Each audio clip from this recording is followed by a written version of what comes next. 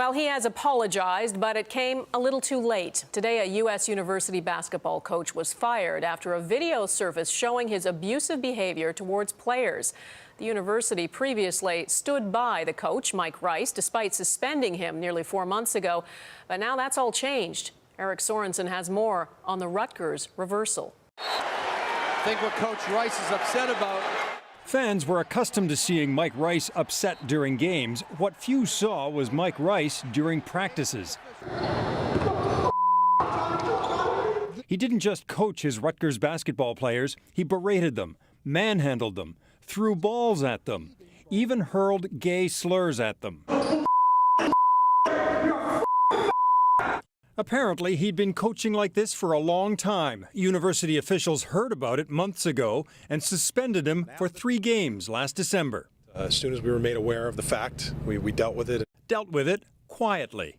But when ESPN broadcast excerpts this week, Rice throwing balls off a player's head, there was a firestorm. You don't do that. You cannot do that. That may have been okay in 1950. It is not okay in 2013. The governor of New Jersey stated he was deeply disturbed by the conduct displayed. LeBron James tweeted, "If my son played for Rutgers or a coach like that, he would have some real explaining to do, and I'm still going to whoop on him afterwards. Come on." Today, Coach Rice was fired by Rutgers. I've let so many people down. A very contrite Mike Rice this morning, saying he's sorry. There's no explanation for what's on those films because there is no excuse for it. I was wrong. Why now?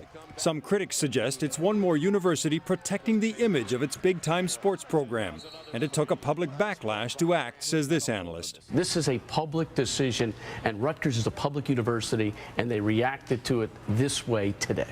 Rutgers athletic director stated today he was wrong not to have fired Rice earlier.